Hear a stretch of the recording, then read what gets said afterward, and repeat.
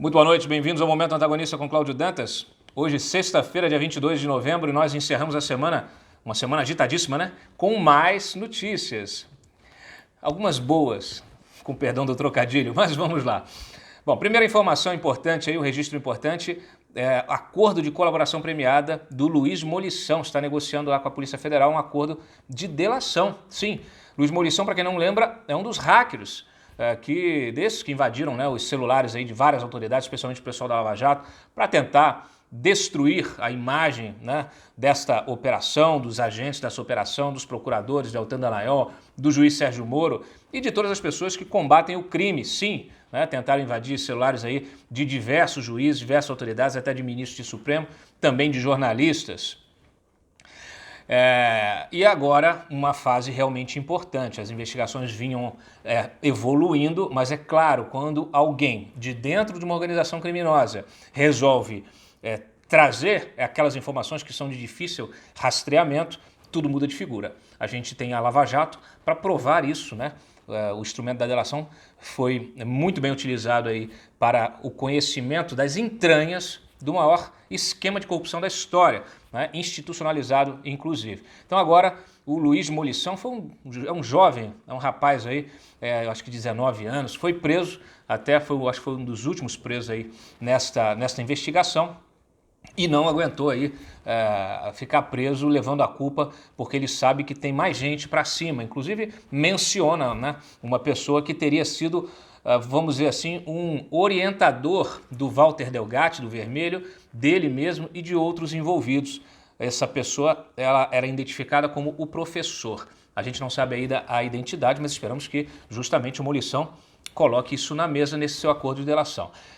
Ele também entregou o celular, que tem aí todas as conversas com o Walter Delgatti e com outros personagens, inclusive com Glenn Greenwald, que foi aí o jornalista responsável pela divulgação, né, dessas informações aí, desses grampos todos ilegais, provas ilegais obtidas com o intuito não só de macular a imagem da Lava Jato, mas também e especialmente soltar Lula. Tá aí, e Lula está solto. Então agora vamos ver, né, se essa dinâmica se inverte com o conhecimento, né, com a gente, né, com as informações realmente de como isso se deu, né? Até hoje eu fico aí com a pulga atrás da orelha em relação a como, né, que você tem ali meia dúzia ali de estelionatários, pessoas que não têm conhecimento técnico algum e nem conhecimento político e de repente se tornam especialistas, né? Inclusive seguindo nas redes sociais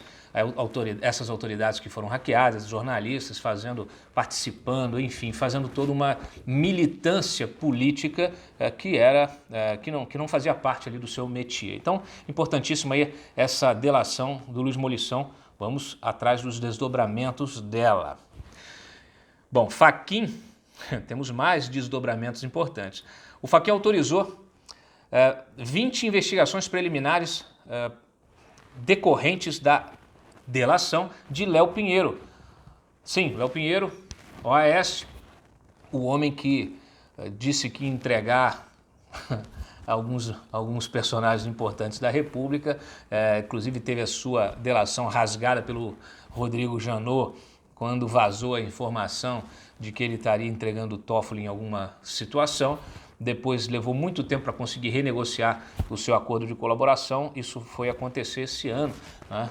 Há poucos meses ele conseguiu firmar e ter a sua delação, seu acordo de colaboração homologado, já na saída da Raquel Dodge, que fez o favor de enterrar, arquivar sumariamente pelo menos 4 ou 5 investigações importantes, segundo ela, que não tinham base, né, que justificassem a abertura dessas investigações, uma delas citando o irmão de Dias Toffoli, o próprio Dias Toffoli, num contexto ali que poderia indicar,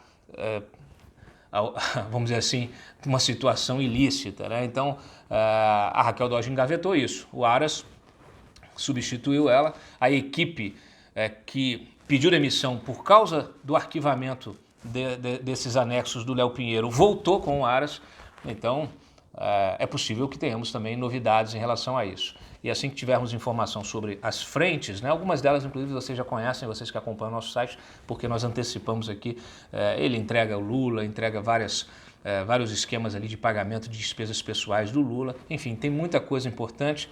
O Léo Pinheiro era um homem importantíssimo, era um homem fortíssimo, né, junto aos governos do PT, mas não só do PT, e ele tinha essa característica de criar uma relação pessoal com algumas dessas lideranças e não com ele não tinha problema, ele estava sempre disposto a ajudar financeiramente os seus amigos da política. Então, provavelmente teremos aí a Polícia Federal batendo na porta de muita gente às 6 da manhã novamente.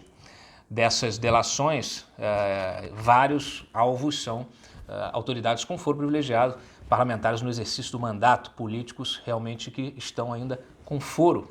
Então, muito boa notícia também do Fachin. Bom, tivemos aí um registro da PGR, do subprocurador José Adonis Calu. Ele apresentou um recurso para tentar reverter uma decisão do Gilmar Mendes que tirou uma investigação do Guido Mantega lá de Curitiba. Tá? Essa investigação envolve aquele pagamento de 50 milhões da Odebrecht para financiar aí, as campanhas de Lula, de Dilma e tudo isso em troca de medidas de aprovação de medidas provisórias. Né? Então, houve aí uma decisão do Gilmar retirando isso do âmbito de Curitiba, alegando que isso não faz parte do Petrolão, e agora a PGR, através do seu subprocurador, tenta reverter essa decisão. Vamos acompanhar e eu trago para vocês assim que tivermos uma decisão. Bom, Diego Amorim, nosso repórter, entrevistou Michel Temer, falou uma opção de coisas óbvias e outras não tão óbvias. Eu destaco para vocês aqui o relacionamento dele com o Jair Bolsonaro. É muito interessante porque realmente o governo Jair Bolsonaro manteve, como eu já disse aqui outras vezes, manteve vários personagens, várias autoridades, várias pessoas que trabalhavam, que tiveram uma atuação no governo do Michel Temer e foram absorvidas e mantidas no governo do Jair Bolsonaro, desde nível técnico até nível político. E o Temer, ele conta que tem aconselhado o Bolsonaro de vez em quando. Então cita ali pelo menos 3 momentos em que o Bolsonaro ligou para ele e ele deu algumas dicas, inclusive em relação ao relacionamento do Bolsonaro com o Congresso Nacional e com a China, né? Um país aí polêmico, né? Dessa relação polêmica que o Bolsonaro criticou muito, depois fez uma inversão, está concentrando os seus gestos diplomáticos na área comercial, investimentos, etc. Mas realmente parece que o Temer tem alguma influência aí no Bolsonaro nessa área também. E no Congresso o Temer defendeu a troca, né, de votos como para a aprovação da reforma da Previdência por distribuição de cargos e emendas parlamentares. Segundo ele, é assim que funciona a política e faz parte do jogo democrático. Recomendo então a leitura, temos lá vários trechos, pelo menos 5 trechos aí da entrevista do Temer disponível no site. Olha, vocês sabem, né, o Bolsonaro criou um partido, está tentando criar um partido novo, né, o Aliança pelo Brasil, e tem como secretário-geral do partido o seu advogado Admar Gonzaga, que foi ministro do TSE. A OAB-DF hoje arquivou o processo de cassação da OAB, do Admar Gonzaga. Havia um pedido de cassação da sua carteira em função da agressão. Ele se virou réu por agredir a ex-mulher. Inclusive um caso muito que a gente explorou aqui, publicou, acompanhou durante um tempo, porque ele foi acusado pela mulher de agressão, foi se defender, disse que ela escorregou no banheiro numa poça de Listerine. Aí realmente virou piada, a gente teve que registrar essa argumentação aí bastante original, né, do ex-ministro, hoje advogado. E aí o pessoal está criticando muito, porque no final das contas ele ainda não foi condenado, mas é réu nesse processo de agressão aí. E segundo a OAB, o Tribunal de Ética da OAB entendeu que não era preciso cassar a OAB dele porque a agressão não teve vínculo com a atividade de advogado. E, portanto, não haveria por que condená-lo por infração ética. Ok?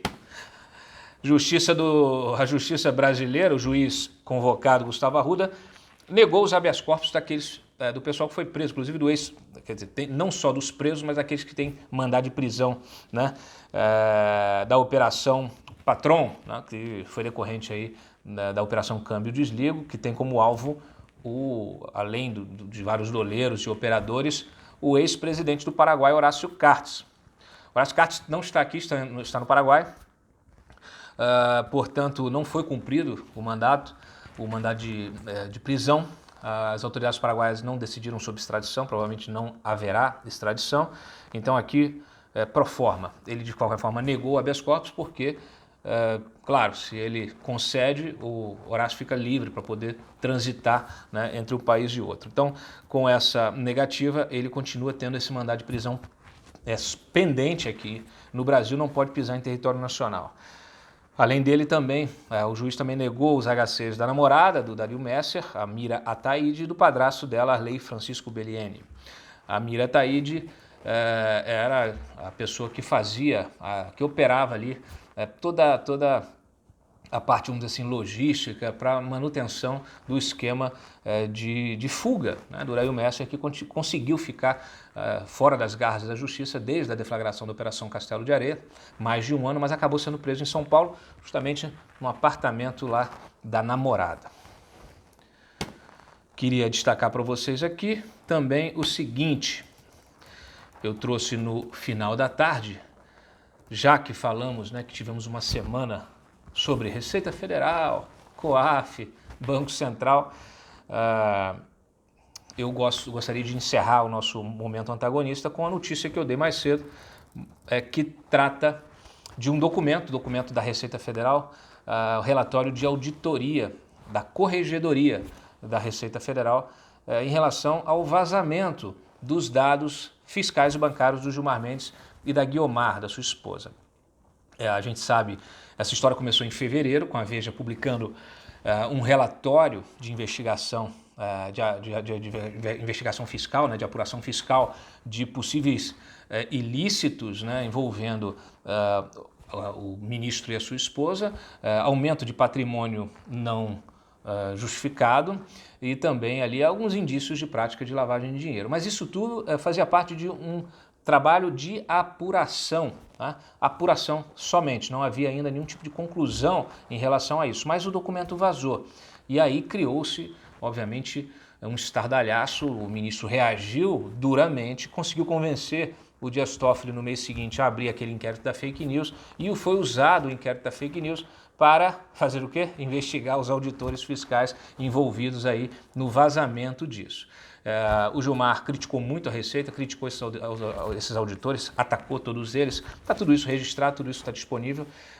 E agora eu trouxe a informação desse relatório da Receita Federal, dizendo o seguinte, que eles conseguiram provar, identificar que o vazamento não partiu dos auditores, mas da empresa Fibria Celulose, ex-Aracruz. A Fibria, ela também também era alvo de uma dessas apurações fiscais, chamadas análise fiscal, né? E ela foi intimada pelo mesmo auditor que estava cuidando do caso da Fibria, ele também estava cuidando do caso do Gilmar, cuidando do caso de outras empresas, inclusive de um escritório de advocacia dos Veiter, lá no Rio de Janeiro. E aí, o que aconteceu? Como é que funciona isso? Hoje as intimações da Receita são eletrônicas, antigamente elas eram via correio. E justamente eles estavam começando a implementar essas intimações eletrônicas. A Receita falhou, não deu treinamento para os seus auditores, cometeram então erros graves. Não foram erros, não foram atos dolosos, né? Tanto é que eles foram reintegrados pelo Alexandre de Moraes à Receita Federal. Mas eles ainda estavam se adaptando ao procedimento e cometeram alguns erros. Então, um dos auditores que fazia a seleção dos casos, selecionou ali 4, 5, 6, 7 casos e colocou isso tudo num documento só, PDF, e mandou para o outro auditor para que ele pudesse então fazer a intimação de cada um dos contribuintes fiscalizados.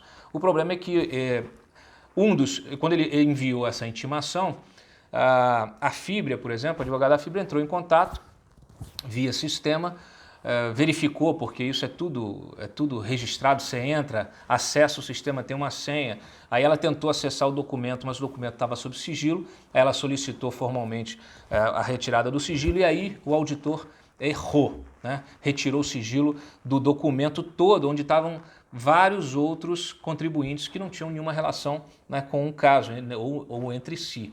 Então o que aconteceu? A Fibria teve acesso a essas informações. E aí é que acontece o pior. Ela baixa essas informações e essas informações depois aparecem na revista Veja. Então, a Receita Federal, a partir de um código de rastreamento desse documento, conseguiu comprovar que o mesmo código do documento impresso pela Fibria é o código do documento publicado pela Veja. Então, ficou provado que quem vazou ou quem permitiu, né, que isso chegasse nas mãos da imprensa foi a Fibria. Se houve intermediário ou não, a gente não sabe, mas a Receita diz de forma clara, abre aspas, foi possível constatar no relatório de auditoria de processos que a empresa Fibria Celulose, então diligenciada, extraiu cópia integral do dossiê de diligência no dia 5/11/2018, sendo dados sigilosos contidos nesta cópia posteriormente divulgados, como fica comprovado pelo código de localização escrito no documento que chegou à imprensa. E aí, mais à frente, ela diz o seguinte, a Corregedoria diz não restar dúvidas de que foi o acusado, não restar dúvidas de que não foi o acusado, no caso o auditor, que divulgou os dados sigilosos da imprensa, e sim a Fibria Celulose. Assim como não há qualquer elemento que indique conluio entre a empresa e o auditor. Então, a Receita realmente conclui por esse procedimento que a Fibria foi responsável pelo vazamento desse documento, desse dossiê fiscal do ministro. O ministro que acusou os auditores, então agora fica essa situação, porque desmonta a tese, né, e a tese, inclusive, essa narrativa que foi utilizada para suspender todas as investigações, né, lembrando que esse procedimento de investigação fiscal, de apuração fiscal, ele fazia parte de uma série de procedimentos que começou com uma iniciativa de você criar, isso foi em 2017, você criar um grupo dentro da Receita, um grupo para investigar pessoas politicamente expostas. Quem são essas pessoas, Cláudio?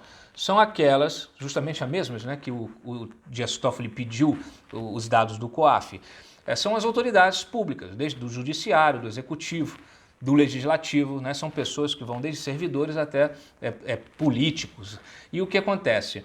Na época do PT, criou-se uma espécie de alerta, né, um alerta no sistema da Receita para que qualquer acesso a dossiês fiscais de autoridades, né, de pessoas, de integrantes dessa lista de pessoas politicamente expostas, isso soava um alerta para o chefe do setor. Isso foi implementado pelo Guido Mantega. Então, acabou-se que as pessoas politicamente expostas se tornaram VIPs.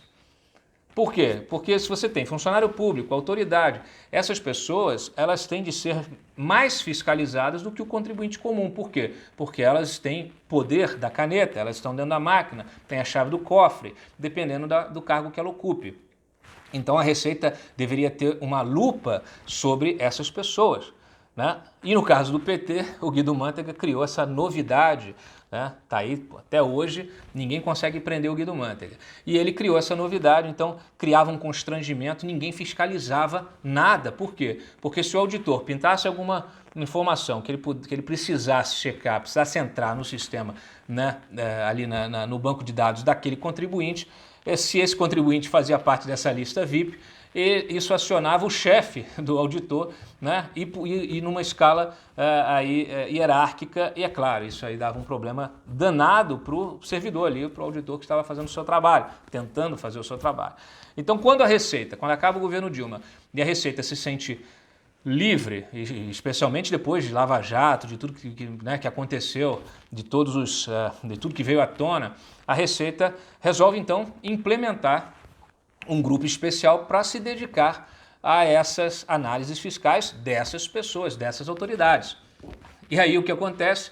Né? Eles selecionam ali basicamente quase 800 pessoas com algum tipo de indício de variação patrimonial a descoberto, né? e outras questões que pudessem ensejar, né, alguma suspeita, e passou a fazer então uma peneira nesses 800 nomes, 799 nesses nomes, e aí restou uma lista de 133 autoridades. Dentre as 133 estavam quem? O Gilmar Mendes e também o Dias Toffoli, a esposa, que é advogada também, assim como a Guiomar também. Então, a Veja trouxe a informação fiscal que foi vazada, né, em relação ao Gilmar Mendes. Inclusive havia uma série de informações sobre movimentação, né, a Guiomar aí com ganhos registrados aí, registros, olha, eles dois, né, o casal tem uma movimentação financeira alta. Em 2016 foram 17 milhões de reais movimentados por Gilmar e Guiomar, isso segundo o documento aqui publicado pela Veja, na matéria da Veja lá de fevereiro, não estou falando novidade.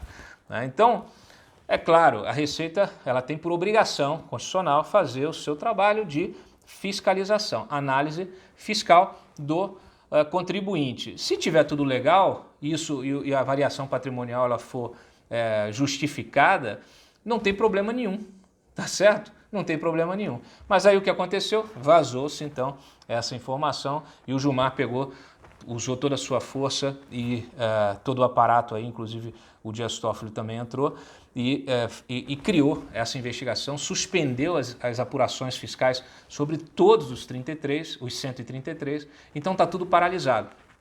Agora o Alexandre Moraes, pelo menos ele readmitiu, né, os auditores aí que foram punidos com uma advertência, um deles em função de ter realmente cometido erro, mas como não ficou provado o vazamento por parte deles, muito pelo contrário, eles foram absolvidos do vazamento, já que foi constatado que o vazamento foi da Fibria, né? Então, agora como é que fica essa situação? O fato é que isso está na mão do Alexandre Moraes, esse inquérito, né, das fake news aí, que virou um inquérito combo, a gente sabe que é inconstitucional, vamos ver o que vai acontecer, o que o Alexandre vai fazer com esse caso específico, né, essa investigação específica da Receita, se vai haver alguma decisão para retomada dessas investigações. O questionamento que fica é o seguinte: uns são mais iguais que outros, né? Aquela velha máxima, porque é óbvio, se você é ministro do Supremo, se você é presidente da República, se você é deputado, senador, se você é um empresário, se você é um cidadão comum, um trabalhador, todos precisam ser iguais, né? E a Receita tem justamente a obrigação de verificar qualquer tipo de inconsistência fiscal. Isso não quer dizer que se defina, né, que se conclua de forma precipitada sobre algum tipo de crime. Na verdade, é justamente essa apuração que pode verificar e concluir se está tudo legal com Gilmar, com a esposa, né, com Dias Toffoli, com a esposa, com o trabalho da esposa. O que eu vejo? Eu vejo que se não houvesse toda essa ofensiva em relação à Receita, né, ou se houvesse uma reflexão sobre o que foi feito, né, ao impedir esse processo, tudo bem, havia suspeita de que os auditores tinham vazado, mas agora não há mais. Então o que se espera das autoridades? Se espera a retomada dessas investigações, até porque quem não deve não teme, né? Então é muito simples, até para não gerar nenhum tipo de suspeita. O melhor que pode acontecer é que essas investigações sejam concluídas e possam, sim, verificar. Não tem nada de problema, não tem nenhum problema, ótimo.